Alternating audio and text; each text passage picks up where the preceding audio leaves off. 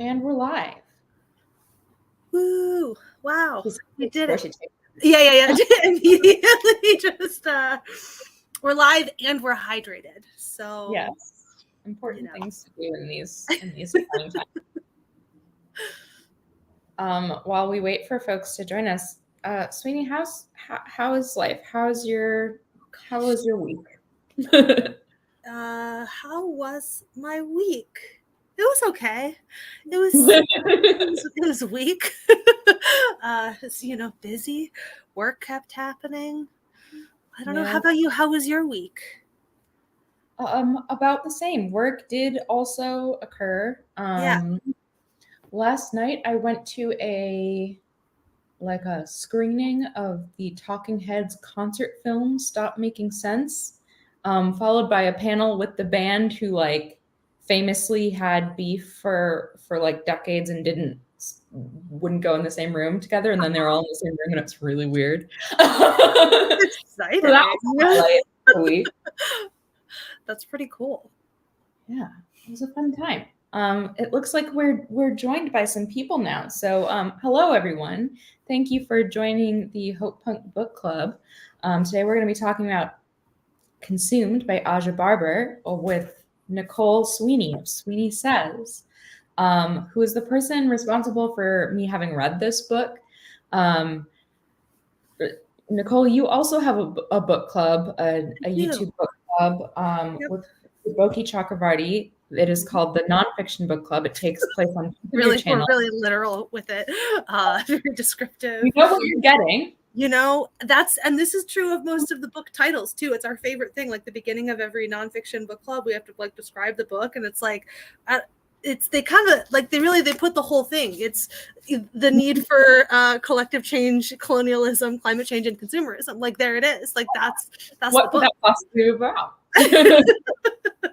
It's very clear, very straightforward.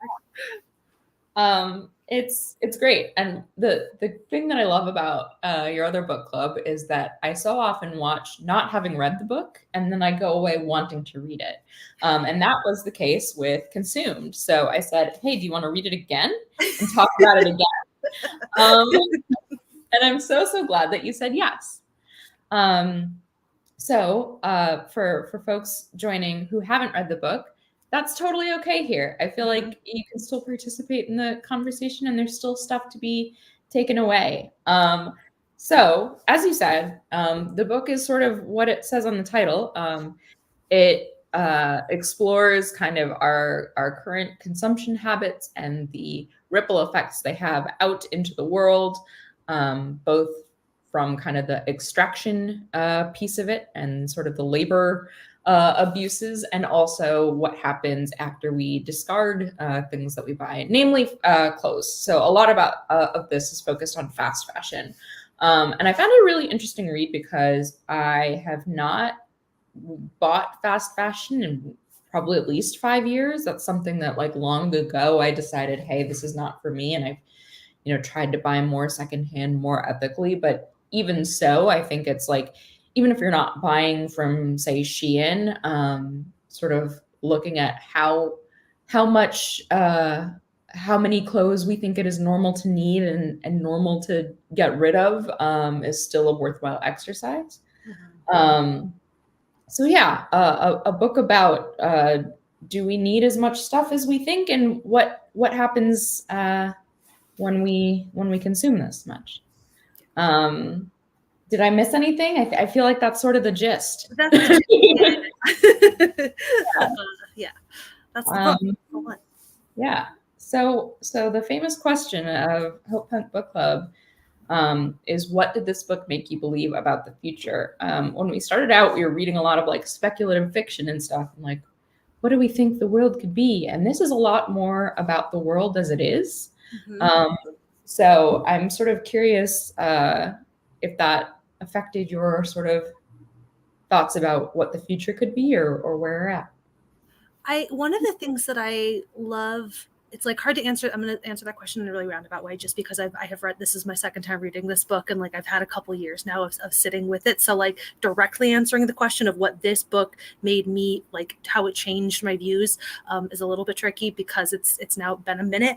But like one of the things that I appreciate most about this book, and the reason that I recommend it so highly to people, is that I think one of many answers to that question, is that it gives the reader some really tangible things to do to make the world better. Like it's like really something that has come up repeatedly in Hopepunk book club, and she also kind of mentions throughout here that like the idea that you don't get to a better world unless you believe it's possible, like a necessary step for getting there is that.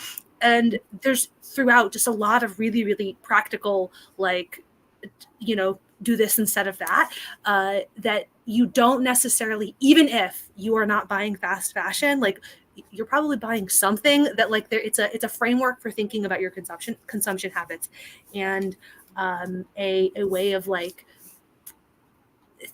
seeing that it is possible to always get better and like do better, that I think, I don't know, I find it very, very accessible from that perspective.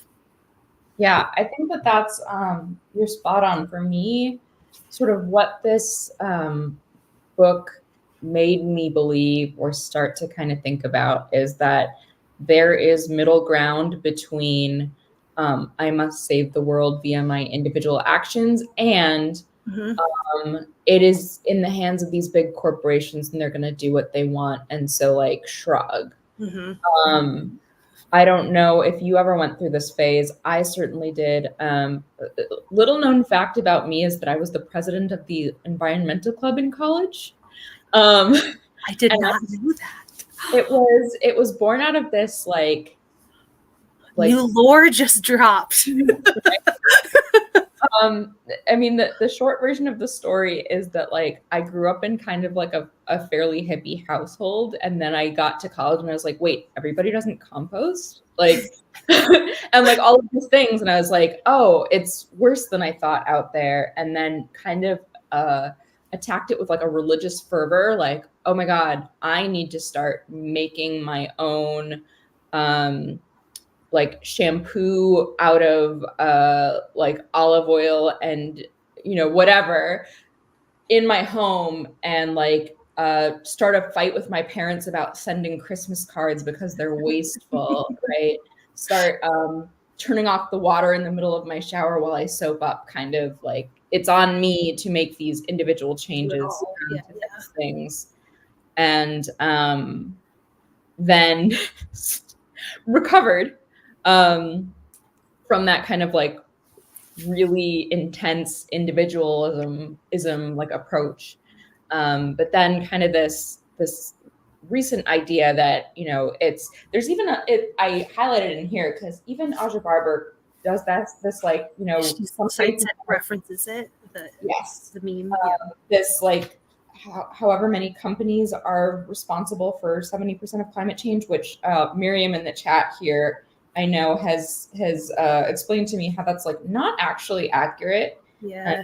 I don't know. Those companies aren't just doing it for no, like even so, right. Like it's not just they're just doing that. They're just generating for nothing, like out into the ether. Like there's exactly we're part of that. Like they're right. It's like they're producing all these emissions to produce the clothes, and we're buying them. Yeah. And like we don't have to buy them. Yes. Yeah.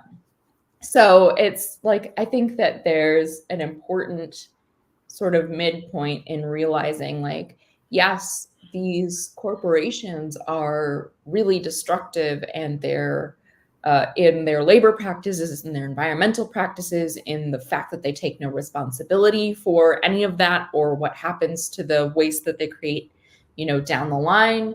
But we also like, they're doing this for us, and we keep, buying it. The fact that like TikTok Shop exists, right? Like, we can own our piece of the participation in that and change it. And I think that there's if nothing else, do it out of spite.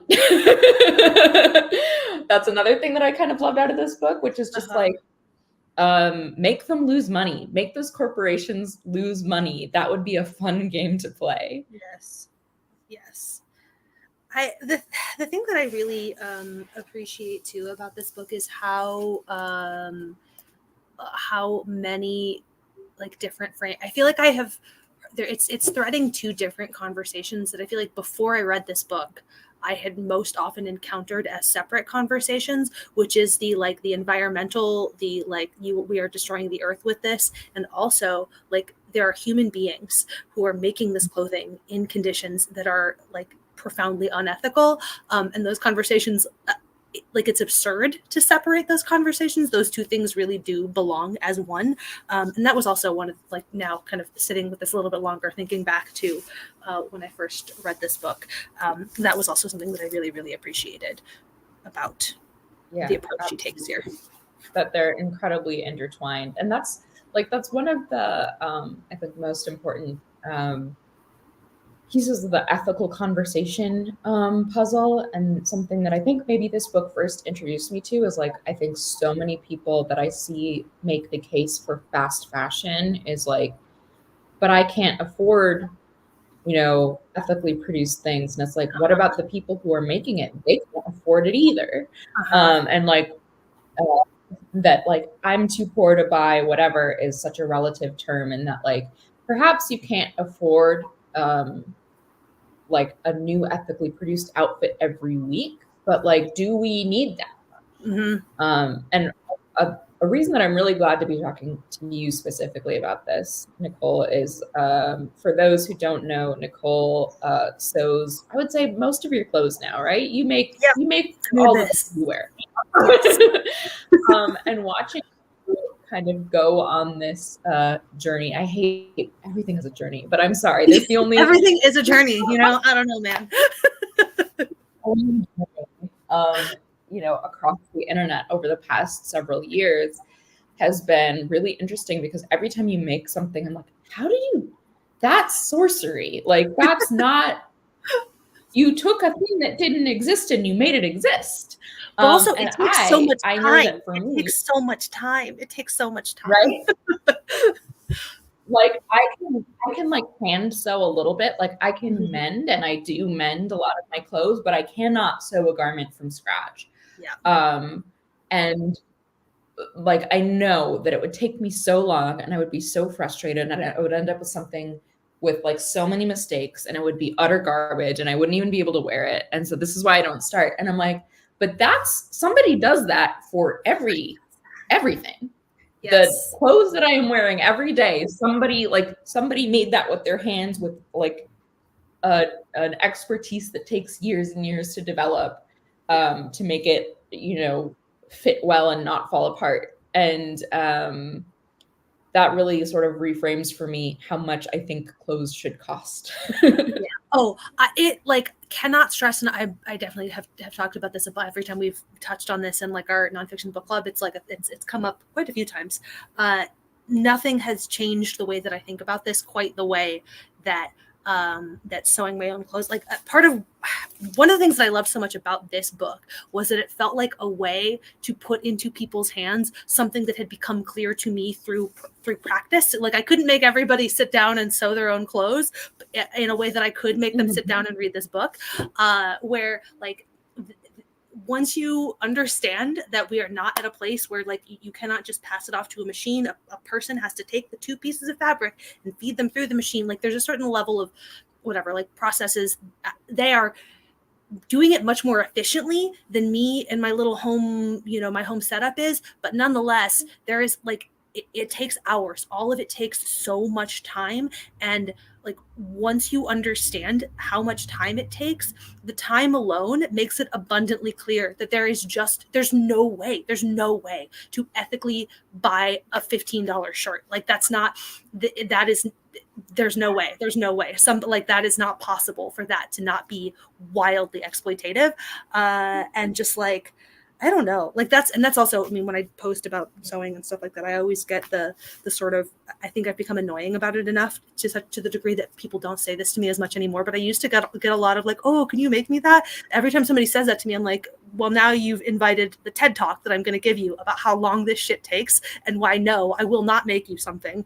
Because this took forever. This was like all my free time for, you know, whatever. And the only motivating factor was that at the end of it, I would have a cute shirt to wear. And respectfully, if you're asking me that question, I probably don't like you enough to spend enough of my free time to make you something yourself. Sorry. Anyway, yeah. All of that to say, there is no way for cheap clothing to be made in a way that is ethical and that is like respectful of other people's time. And so zeroing in on this idea of what I personally can afford overlooks what the person who made, the people who made this clothing, what they can afford and like what their circumstances have to be and.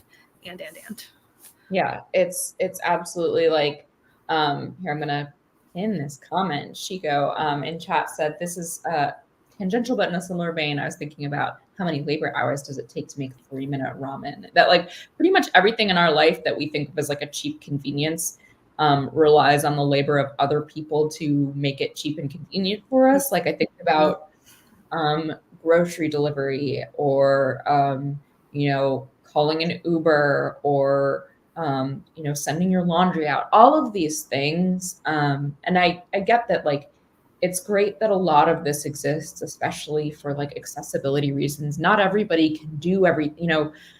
I don't expect that everybody like lives on a homestead and sews their own clothes and, you know, grows their own crops so that they can eat or whatever. But just understanding that everything that comes to us is the labor of other people. And that especially with clothing, like it is all handmade. There is no way to do this by machine. And sort of the reason that we have exported all of that labor, don't see those processes and think about them too hard. So like, I just like that this book invites you to think about it a little harder. Yeah. Just think about it a little harder. Yeah. So you mentioned that like, that this is something, you know, that you've had this very personal experience of, you know, sewing and that sort of changing your understanding of, you know, how much clothes should cost. For me, something that really, sort of this book shifted was just thinking about like how, not even how much I buy, because that's something that I've been kind of working through for a long time, but like also how long I keep things and how to responsibly get rid of them. Because for me, this book was the introduction of like learning about the, you know, the Kantomato market in Ghana and like the piles and piles of, you know, discarded clothing. Like every 5K race t-shirt you've ever gotten is just like sitting on a beach.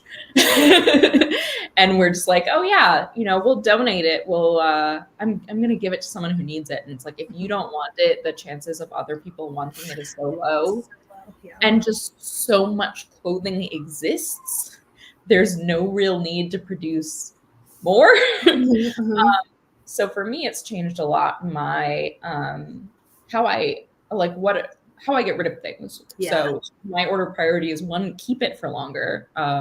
Spending the money to mend or the time to mend something or to get it taken in or taken out or whatever. Also is just like, it's nice to like, I'm like, I have clothes now that are old friends and they've seen me through different sizes and different life, and they're just, you know, they have stories behind them now. But also when it's time to get, you know, rid of something because it doesn't fit anymore or it doesn't, you know, suit me or whatever, I spend a lot of the time to like sell it on like a Poshmark or a Depop rather than just like take a you know, a bag to Goodwill, because I want to put it in the hands of somebody who wants it. Right. Because just even if it's like a nice item, it's, oh, I lost Sweeney. Well, I guess I'll wait for her to come back. But even if the, you know, the item that I'm donating is like quality, just the sheer volume of stuff that goes in and out of the secondhand market. Hi. I don't know what happened. Again.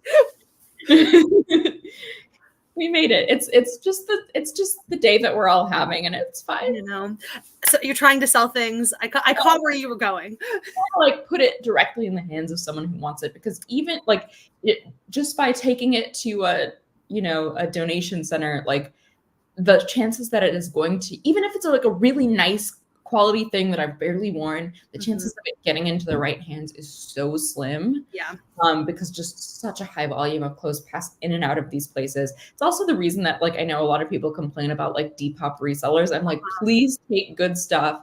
It's like, I think of like Depop resellers as like a no-kill shelter. It's like just take the thing out and be willing to hold on to it until the right person finds it. Like, that is a value. That's a net good provide. And like, I think it should exist. There's just so much clothing that exists. There's so much stuff, and there's so much stuff in like the thrift stores and in the charity shops. Like 99% of the reasons that people get mad at other people for buying stuff in thrift stores, I'm sorry, none of these people are serious people. Like the people complaining about this, they are not serious people. Right. My other sort of a like tangential favorite rant is complaints about upcyclers, where it's always like, oh, you ruined this dress, or like the one vein of that I understand, but I still am like, I would push back on, is the upcyclers who take like larger clothing. And I do understand that if you are moving through the world in a larger body, that it is harder to find those things. However, the reality still remains in all cases that there is just so much shit in thrift stores, in charity shops, and the people who are making like a part-time job out of pulling things out of these stores, like 99% of the time they are finding things that never would have found you. Like, I'm sorry that you look at that and you go, man, I wish I would have found that. But that person almost certainly went digging. Like they were in it and they had a vision, and that like whatever, like I don't know. It's at the end of the day, it's a net good. Like it's a net good that something has found it into a home where it will be worn and not like thrust off. Right. It's like, at the very least, you were not going to be in that specific, thrift shop in that suburb in Ohio on that Tuesday that it was out for 24 hours before it got sent off to the bins. Like that. And when people get mad at people like hemming a 70s polyester dress, I'm like, you have never been on Etsy to see that there are thousands of those things. Many of those. So clear to me that you were never going to find this or anything like it. Like the reaction that you are having makes it abundantly clear to me that you're not engaging with the secondhand market enough to know that you could like, if you really want that thing, the original thing, you can find something very similar if you actually like tried or were engaging with it. But you don't try it and you don't engage with it. You're just like on TikTok. Truly the most cursed comment sections on the internet is TikTok. I don't care. Like YouTube, I know that it's dark over here sometimes, but TikTok is like another level of hell. It's just a lot of, oh man, like something that's been really apparent to me as I've been like trying to like develop a personal style is just that there's a lack of curiosity for people who aren't willing to say like, okay, I liked that dress. Somebody else hemmed it, but I can Google, 70s floor length chiffon dress, light blue, and like, like I need you to do your Googling. Do something. Take a few steps, just a few steps. Right. But I'm curious, as I've gone on that long tangent, if there are any other sort of tangible ways that this has changed your consumption behavior, you, Nicole, and also folks in the chat, if you read this book, how you think this might change sort of your consumption behavior going forward. I mean, the biggest thing for me was definitely the like how I was getting rid of things. That was probably the most like personal. By the time I read this book, I had already been sewing for a minute, but I had also been sort of offloading all of these things that I wasn't really wearing anymore. And I still, now that's like a whole other thing where I have a couple bins full of stuff that I'm just like, I don't really know I don't know what I do with all of this yet, because it's clearly stuff that I don't wear anymore. It's from my before, but I don't really know how exactly to get rid of it. So we're actually, my laptop is currently sitting on one of those bins. Actually, I said that like a theoretical concept, but it's right here. A bin full of clothes I don't wear. So that's an answer I'm still working on. The answer is probably that I will ultimately do the same thing that you are doing and sell things, but it's easier to just keep them in a bin. So that's where I'm at for now. It's interesting. There's like another, for all that I rag on TikTok, like there are a lot of valuable things I find on there. There's like a professional organizer or whatever I see come across my feed sometimes that it's like, here's a list of, 10 things that you need to throw away. And they mean throw away as in like rehome or whatever. But then they say like, sometimes things are trash. And if you're worried about the amount of trash you create, stop bringing trash into your home. And I'm like, yes, that's the one. That's the one, is just like, if it makes you feel guilty to bring that big bag of, Forever 21 lace skater dresses that you bought in college, not saying that that's related to anyone. I don't know who would have that experience, but hypothetically, some hypothetical person. You have done that. Perhaps.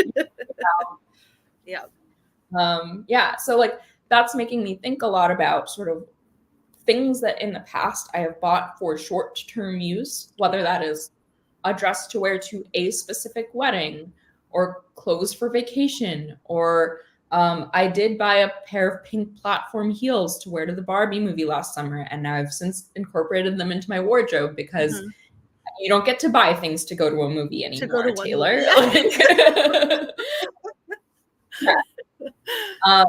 Something that I did think about this year is like, I love Halloween. I really love dressing up. I don't actually I'm not the kind of person who gets invited to parties much, and I'm also of the age that like just that is not what I am doing. That's not what my friends are doing.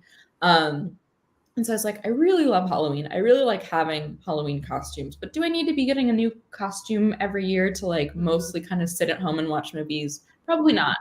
And so I decided like, I am going to get a Halloween costume that I can rewear every year, and that I'll be really excited to rewear every year. So it's not necessarily going to be like topical, but I got like one of those, those bonnets with like, I don't know. I found out about them from TikTok, but like they'll have like little ears or whatever. I got like a bat like hood that ties under my chin, and it's like, it was really, I found it on Etsy from a seller who like sews these things in a really high quality way, and so it's not gonna like fall apart. And then I bought a vintage velvet cape, like a 60s like floor length velvet cape, and I'm like, I'm gonna be a bat, and I'm gonna be a bat every year, and I'm going to like hold on to these things. And then I've eliminated the problem of having to buy a Halloween costume every year. I just have one, and I don't have to worry about what happens if I get invited to a Halloween party. And then I also don't have to like get rid of things and that I've used one time. So that's something that I'm trying to think of in like more applications of my life. Like, what is a dress that I can wear to every wedding that I am going to for the next year or multiple years, rather than buying it for one thing? Or like, what are clothes that I can wear when I am working from home and when I have to go into a place for a meeting, and not just sort of like panic buy, business pants every time I have to go, see people in real life. Yeah. Well, if you ever come to Kansas City for Halloween, I have a whole costume box. Here's the thing. Separately, I have purely the consumption problem. I'm not really big on I'm like a sentimental packrat. So really, one of the things this book really did for me is it gave me like a moral justification for being a hoarder. So I'm like, all the people getting rid of their 5K shirts, you get rid of your 5K shirt? I ran that 5K. I have to have the shirt. But also, actually, I mean, race shirts are like, that's your workout clothes. Like I don't buy workout clothes. I run races, and then I get my workout clothes as part of running races. Anyway, so you should come to Kansas City for Halloween, and you can dig through my costume box, and then that way you can have a special costume. Boom. I do love our costume box. It's this is very much the Kansas City home, New York City studio apartment dichotomy. Yeah. An apartment with one closet for all of my storage, and I just sort of tend to be ruthless. And so I think there's two paths where it's like you know how every so often you like have an event where they're like, wear blue or wear red or whatever, and I'm just like, hey guys, I simply don't do that. I will be wearing black. That is what I wear. That's what I wear. I don't know. But if you have a box of every, free T-shirt that you've gotten at an event, you have one in every color, and you can just I'm ready for that. those parties. But in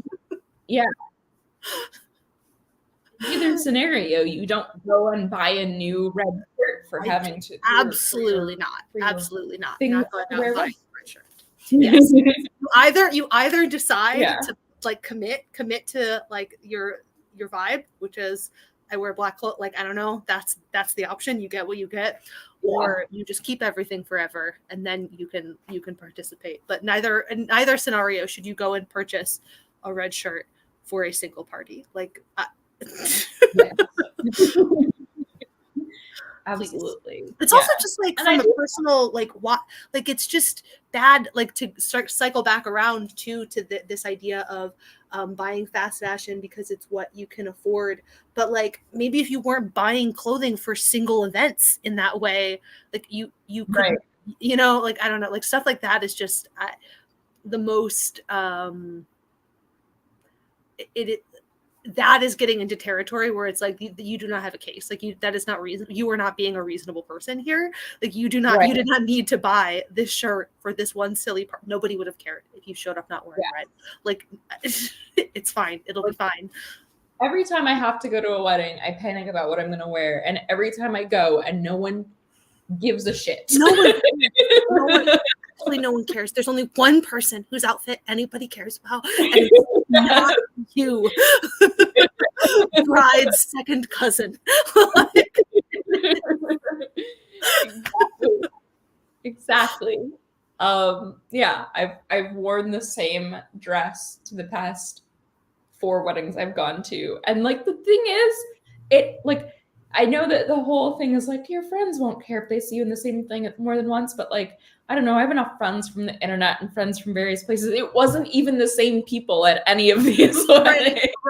Right. It's like Instagram, who is the only, which is truly. And I'm not even posting anymore. Like I'm not. And also at my big age, I am simply too old. I am simply like separately. I'm not like there's like I'm not going to pretend to fully understand the social politics dynamics or whatever if you are 18 or 19 years old, and I don't know, at my age, absolutely not. I cannot. I'm not going to be concerned about. No. That makes me think, as you say that, as at my age, also like about trend cycles, and I think a little bit of my like enlightenment and sort of like self-righteousness at reading this book is just that I've reached the age where I'm like, okay, I can get off the hamster wheel. Like, I don't know, like I think a lot about like when I was in college and I was like going to study abroad in the summer and I was going to Spain and I like bought all these clothes from H&M because I was like, I want to look European. I want to wear what the Europeans wear. First of all, not one day did I ever look European. I was like, I'll buy a white button down, because that's what I wear.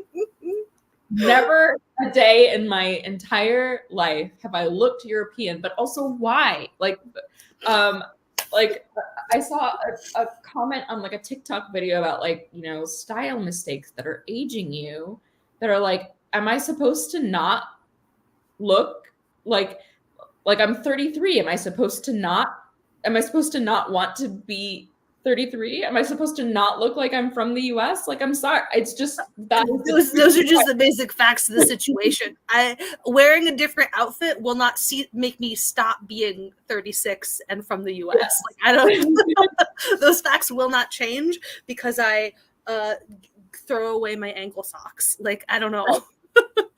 It's like, it's very much a part of my life, and I like have great sympathy for people who feel this way, where they're like, I have to dress correctly, because so many people are looking at me and thinking about me, even though that is not at all the case. That's the real, the true enlightenment will come when you realize that actually nobody's thinking about you. And it's just that's something that I think, like, you know, it's easy for me to say now that I've just sort of aged out of being like deeply obsessed with myself. She says on her YouTube channel that she uses to upload her. There's a difference between being deeply obsessed with yourself and being deeply obsessed with your thoughts. It's a nuanced difference, but a difference nonetheless. Thank you. But yeah, I think that that's a little bit part of it. And I think that's really the argument that Aja Barber is getting to in this sort of like trying to pick at the argument, like, but I'm poor and I need these clothes, is like, zoom out of the context of your individual life and your individual bank account, which, yes, we all acknowledge may not have as much in it as we would like, and for reasons that are outside of your control. I'm not trying to be like, it's because you're buying so many clothes. No, yeah. But like, you can sit with the fact that the rent is too expensive for everybody right now. And so that it makes it harder to live. And also, like, none of us need this much stuff. We all need homes. We all need food. We all need, basic utilities and stuff. But like, do we need new, I'll pick at myself here. Like, do I need another skincare product? No.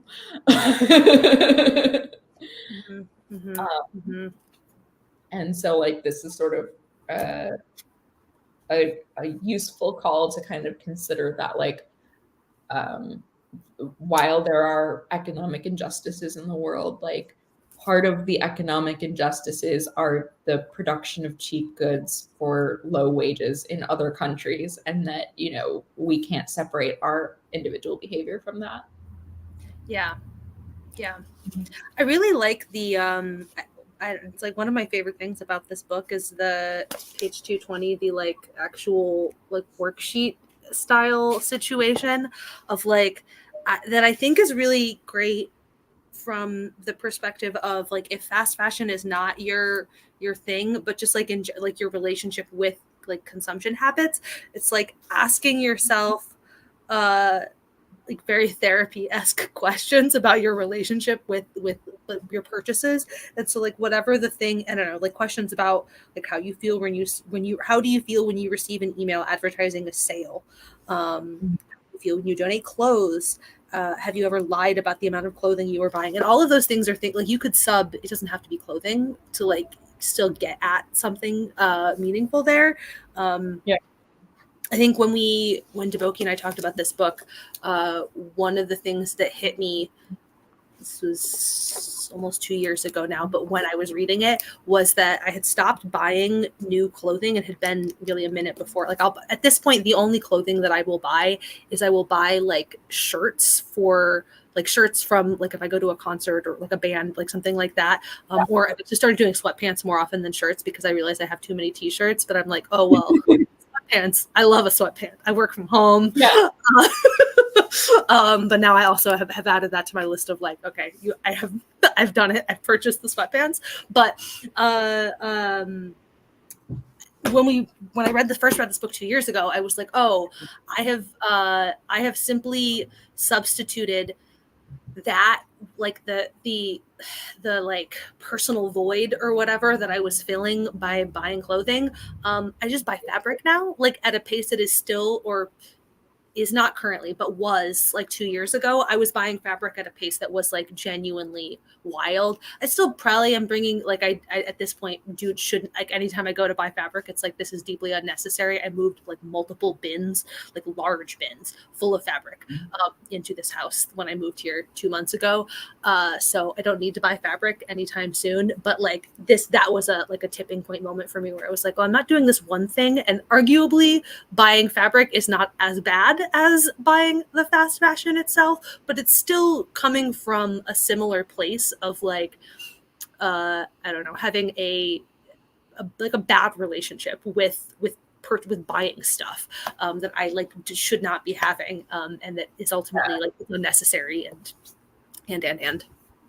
Yeah, it's like I also feel like this conversation keeps turning to fast fashion. And I'm like, oh, I don't have that many clothes, and like, part of it is because like, you know, I've changed sizes over the past few years, and so I just like cycle stuff in and out, and I'm like, well, I don't have that much. I have less than anybody I know, but I also have like a 7-step skincare routine, and I have for every single one of those 7 steps, enough product like sitting in my bathroom that if I didn't buy a single skincare product for a year, I would not run out. And like, I was telling myself like, oh, well, you use this up. Like, you start a bottle of face cleanser and you finish a bottle of face cleanser. And I'm like, okay, but like, why am I continuing to place orders? Yeah. What's really going on there? Right. So like, that's something, as I started talking about like anti-consumption on my channel, I was like, the question of like, have you ever lied about how much you were buying, like hit me, because I'm like, I never talk about, you know, I'm not making like beauty videos. I'm not doing get ready with me vlogs, but like, I have all this stuff and nobody who watches me knows that. And I maybe need to show my own hand a little bit. And also to your point about the band t-shirts. Yeah. So I have to I did this like creator residency with YouTube, and they made like a comic book of all of us, which is actually really cool. That's really, and I realized there was a problem when part of my character design, like we talked to this artist, like all of us had like a Zoom call, and like they got access to our videos. So this is my character design. For one thing, I'm wearing a beret that I bought off of Etsy because I was like, maybe I'll be a beret girl. Wore it once. In the video, and they're like, oh, that's fun. And I've never worn it again in my life. Every single panel of my comic, I am wearing a different band t-shirt that I actually own. Like, we're gonna look at your YouTube channel, and we've decided that part of your character, like something that we picked up about you, is that you wear a lot of band t-shirts. That's amazing. I've been read. And so sometimes, you know, it's things that other people tell you about yourself. Yeah. You're like, wow, okay. Well, maybe I need to do something other than wear a different black band t-shirt every day of my life, or just like stick with these ones. No, the whole reason that I first learned how to sew years ago, I asked my mom to teach me. I had a sewing machine. I got a sewing machine when I was in high school, and I was supposed to like go to get lessons, and I don't know. I was like a chronic activity starter as a kid, and you know, I tried everything for like 8 seconds and then got bored of it. But I had this sewing machine, and then, you know, 20 years later, I was like, hey, can you teach me how to use this? Right before a global pandemic started. So really incredible timing on my part. But the actual reason that I did it is that I had set aside all these t-shirts because I wanted to get a t-shirt quilt made, and I was looking into it on Etsy, and I was like, these are all really expensive. I feel like I should just figure out how to do it myself. Knowing what I know now, it's they're charging a perfectly fair price. I get it. I've also reached a point where like I would sooner do it myself than like ship the shirts to somebody and go through and do all the like rigmarole of it all. But I still haven't actually done that. I still have the giant stack of t-shirts that like is the reason I started this all. So one day, but that's also on my list of like ways to recycle things is projects. But instead of doing the projects, I just have piles for the projects. And one day, again, the Kansas City house, New York City apartment dichotomy.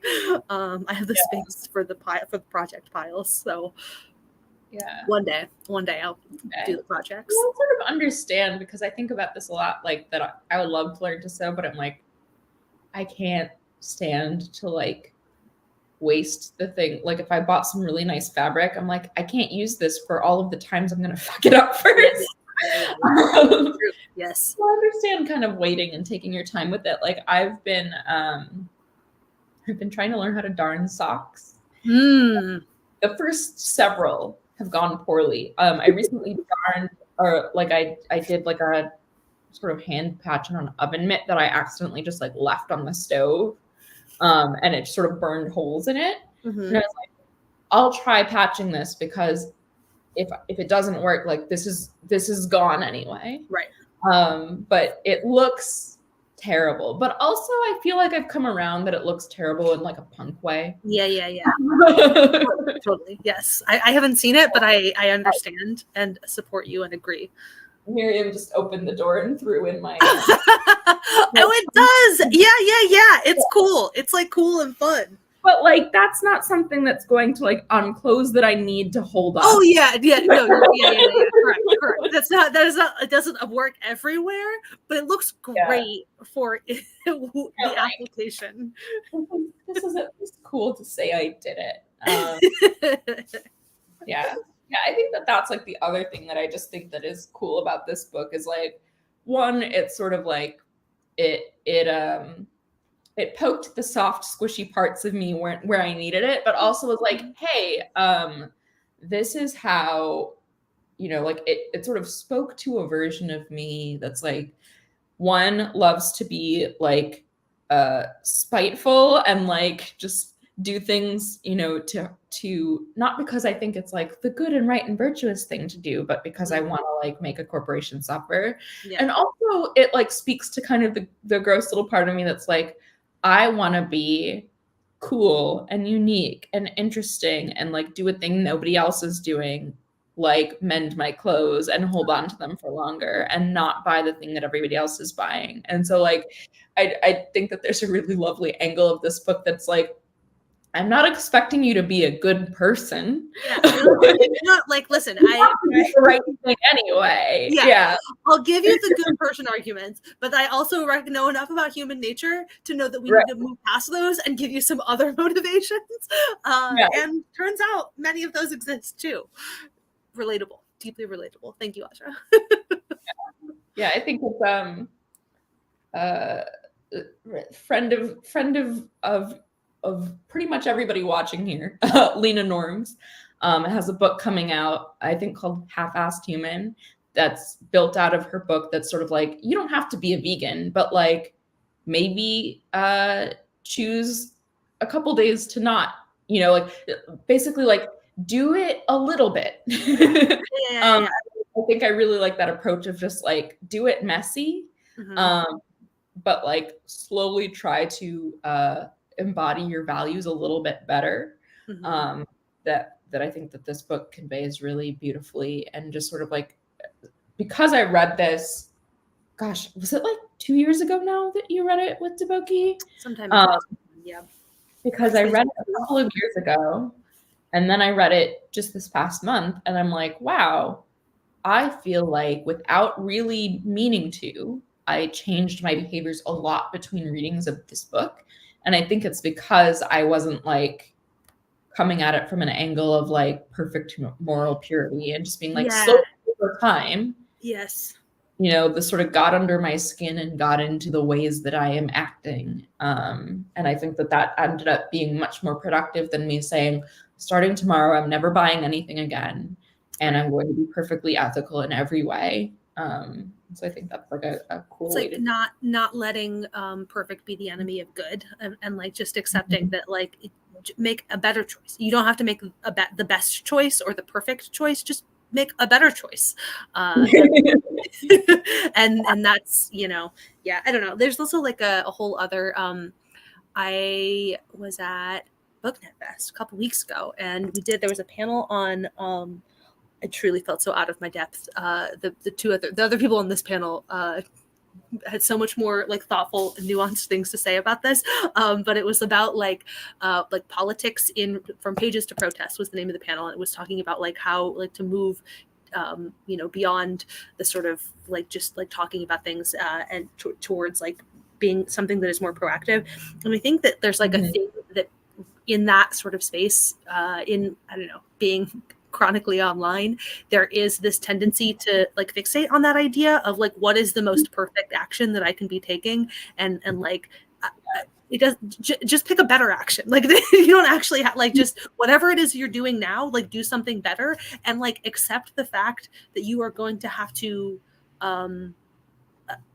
like keep taking steps, you know what I mean? Like that there will always, everything is a journey. But like everything, you know, to a certain extent it is like, you actually have to treat it that way as opposed to, you know, I don't know, fixating on making only the best and most perfect choices right now, because you're not, I don't know, like you're not gonna actually, you are always going to find out down the line that there was something you could have done better. And you cannot let that, like sink you have to be able to accept that I could have done something better and I didn't, but now that I know that, I'll make a better choice next time. I don't know, I'm rambling a little bit now, but I think you're spot on, because it's like it to me it's like a really great antidote to that, like there's no ethical consumption under capitalism. That is 100% where I was going with that. Yes yeah, that people I think now will use as a reason to not try. Yes. Be like, well, everything is bad, and it's like, okay, there's degrees. Yes. You know, like doing a $500 Shein haul is not the same as like reselling something on Depop for more than you bought it for. Yes. There's a lot of space, and there's a lot of space to move along that that continuum. And I think that one other thing that I think that is really useful about this book is just sort of like there's a tendency in all of us, myself included, to just sort of be like, well, if I don't know about how bad this is, then I don't have to confront it, right? Yeah. It's like, okay, well, I no longer shop at Amazon, haven't for years, but like, I don't know, are there ethically questionable practices at like Target? Probably, but like, you know, because it hasn't been major news story, then I don't have to think about that. Or like, because I'm not shopping at Temu, like, does it make, you know, what I'm buying from wherever I buy clothes better? And there's a tendency to just be like, I don't want to hear so that I don't have to change my behavior. I think what this book encourages me to do is just be like, you need to make your decisions kind of with your eyes wide open, knowing that you are not going to make perfect choices, but you should at least own those choices and not just be like, because I don't know who this is hurting, I'm not hurting anybody. Like, that's not the same thing. And I think that just sort of like helps me be a little bit more honest with myself in my own consumption habits, is just be like, let's get real about what we're doing here. And then we can figure out what's the first thing that we can change. Or like, what's the thing that we can do a degree better. But like, not be lying to ourselves that just because we don't know, you know, just because we haven't seen pictures of the piles of clothing on this beach in Ghana, like that it's not there. The other thing, kind of also building on this idea of like there being weird how some things are worse than others, like there being sort of steps along the journey. Something else that I really appreciate about this book is how patiently she's taking people through it, and how much of a I also think once you do find out the thing, once you see it, there's this element of like, oh my God, I can't believe we're doing it. I don't know. It's the like why isn't anybody talking about this? The day that you find out about something and you say why, and it's like, well, we have been. You just didn't hear it. Like, I don't know where you were, but like, instead of having that attitude, have the attitude of like, okay, I'm here in I'm here in the room now. So like now, now what? Like now what do you do with that and go forward? I don't know. There's it is also modeling a like graciousness in taking people along and of like sharing her own journey of like, I was here and I did not know, and then I knew, and then I think is really really, in addition to all of the like the actual substance of the book, this is what I'm trying to say, so I had to like think out loud. In addition to the substance of the book, there is a way that she like maps the information and her own journey with the information that I think is also really useful and like is good to kind of internalize. Yeah, it's absolutely. Before I like stopped using Twitter, Aja Barber was like one of my favorite Twitter follows, and I sort of considered there's this like triumvirate of like sustainable fashion people. Yeah. So Aja Barber, Laken Carlton, and Cora Harrington. Yes, that's correct. Yeah. You're right. About ethics in fashion, and like do a lot. Like after I followed them for a while, I realized just how much time they spend gently repeating themselves. Yes. A person's hands made all of your clothes. All clothes are made by hand by people. Every day, they're just like, I regret to inform you that a human being clothes, and then like they're retweeting each other's tweets too, to be like, it's Cora's turn today. Like,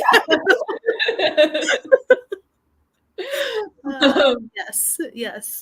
And they're just like very patiently replying to people who are like, I wish that this like intricately hand beaded corset was more affordable so that everyone could have one. This thing that took like 30 people 2 months to make.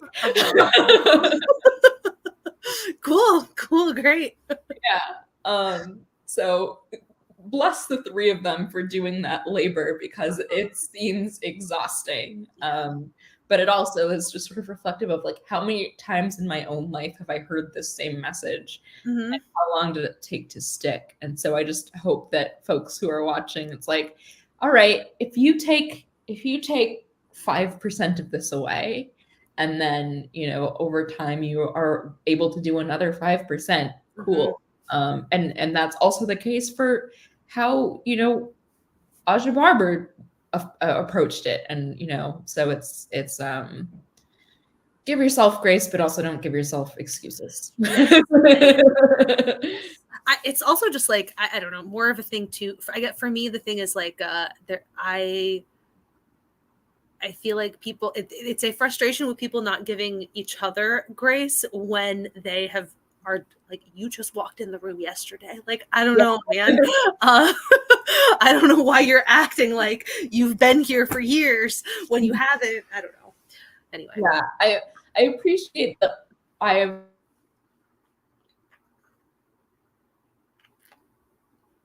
Uh-oh. Is it me or her?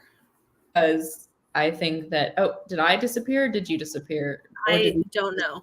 Who can say? Someone disappeared. Yeah. In any case, I'm just saying I'm glad that I had two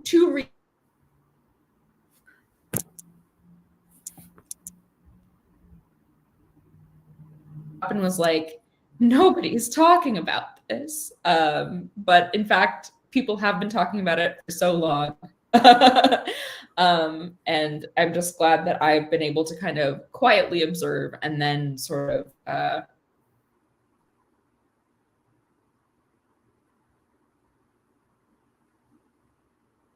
again.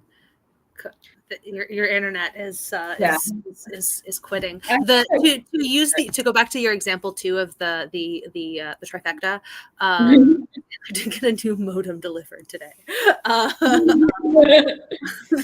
The having people like that, like model this, like those are people who actually have been here for years, but are still out here like patiently you know, like, and there is something to that of like, okay, like if, you know, I too can not be an asshole.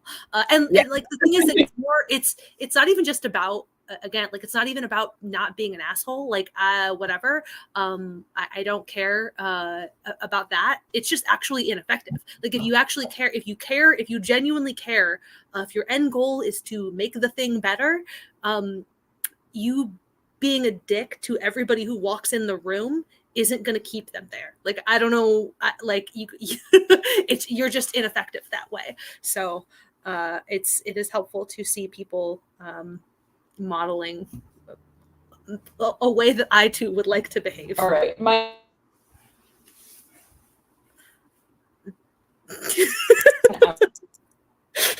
Hours. So I think that is a lovely note to end on. The thing is not working. All right. Am I live, guys? I can hear you. You're frozen, but I can hear you. I walked into my living room literally today. I got a new modem in the mail from Spectrum, my internet provider, that's like, hey, your old modem's gonna stop working. Replace this immediately. And guess what I didn't do before this live? When you say immediately, I thought they meant like soon. I don't know. I was like, I'll get through a live stream. I'll do it eventually. But yeah, I think that's a lovely point to end on, is just like both do better where you can and also give other people a grace so that you can bring them along with you. Yeah. So with that, I think we should end the live stream before my internet completely gives out. Our next book discussion is going to be The Day the World Stops Shopping by J.B. McKinnon. That's going to happen on July 15th. I'm looking at Miriam Nielsen, who will be joining me on the live stream right now. For confirmation. Yeah. July 12th at 5 p.m. Eastern. And also, if you want to hear more book discussions from Nicole, you have a live stream tomorrow, yes? I do. We're talking about I don't think they have the book up here. Anansi's Gold. It's basically it's like a scammer book. It's this man convinced a bunch of people that Kwame Nkrumah, the first president of Ghana, both, you know, Ghana mentioned twice, first president of Ghana, had a hidden stash of gold, and sort of like like the Nigerian Prince emails, but like in the 70s. It's like that vibe. That's the scam that this man pulled. And I don't know, it's like it's just I guess it's a true crime book, but where the crime is kind of fun and not murder. So yeah. Awesome. Well, definitely I encourage folks to check that out. I love watching nonfiction book club streams, whether I've read the book or not. So to join Nicole over there, and then we'll see you next month for another Hopepunk book club. Thanks everybody for joining. Thanks for having me. Bye. Bye.